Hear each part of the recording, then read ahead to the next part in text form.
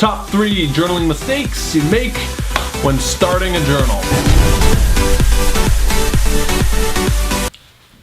You have to bust out the banana hat.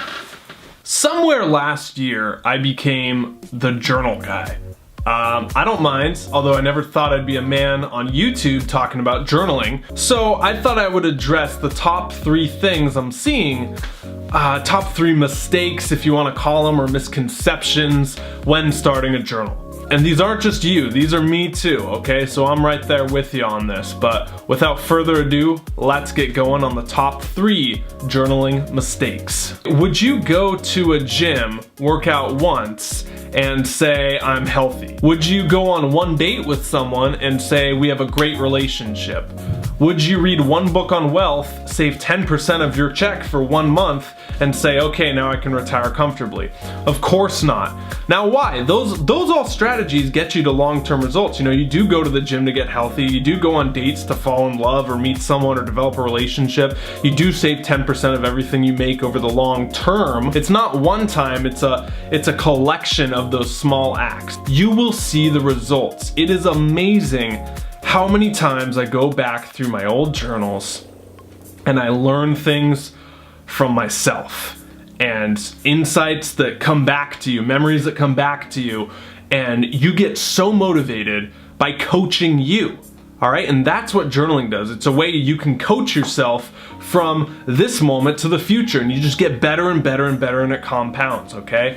But remember, it's not one time, it's a collection of it. Wah! Tip number 2, biggest mistake, is just not having your journal on you. I know this might sound obvious, right? Like, oh, okay, Clark's telling me to bring my journal with me, duh. I'm serious though. I mean, look at my journals. Look how beat up they are.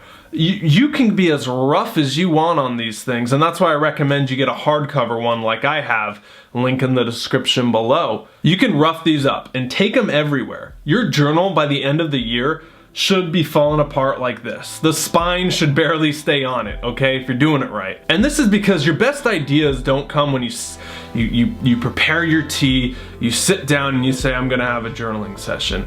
Rarely does that happen. Maybe 2 times out of 10, 3. Tip that I've started doing over the past 2 years that really does benefit you, and that is to just keep an iPhone note. I mean, I'll just be listening to podcasts on the treadmill walking after a workout, and I'll just be filling up an iPhone note full of what that podcast is about, and then I transfer it in the journal if it makes the cut.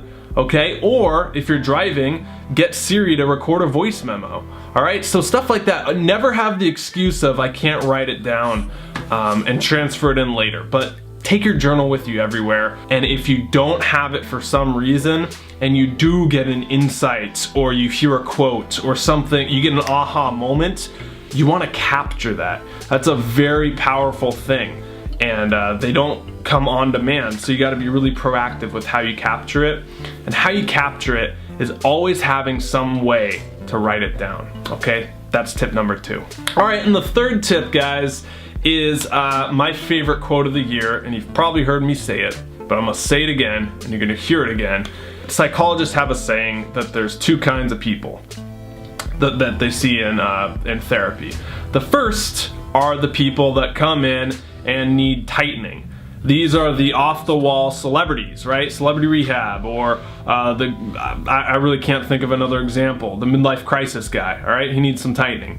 But the second is the majority of people who come in and they need loosening, all right? We just need to chill out, we need to laugh at ourselves, and we need to have fun. So don't be so rigid with journaling and say, I have to do this every single day at 7 a.m. in the morning.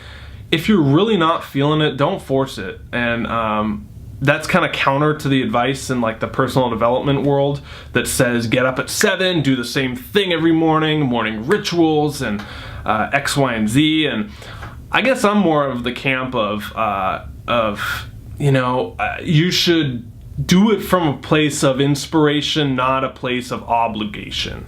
And the more you're obligated to do something, whether it be exercise or journaling or reading, work to a certain extent, the less you want to do it, or the more resentment you build up and the more pain you associate with it. So, long-winded way, loosen up and do it out of a place of inspiration. don't beat yourself up if you miss one day, 1 week, 2 weeks. I mean, there's been weeks where I've gone without journaling, and it's been perfectly fine. The world didn't collapse. My life didn't fall apart, okay? Those are my 3 tips on the mistakes people make when starting a journal. Question of the day to you at home. I want to know, what is your biggest journaling mistake or lesson you learned keeping a journal? That's it, guys. Speaking of journaling, I have 11 questions that'll change your life over on my site at clarkdanger.com. These are the best 11 questions.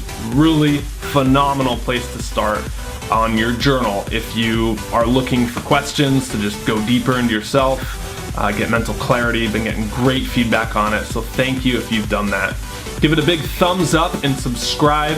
I will see you this Wednesday for the weekly Wednesday health hack, and that's all I got. Until next time, stop settling, start living. Later.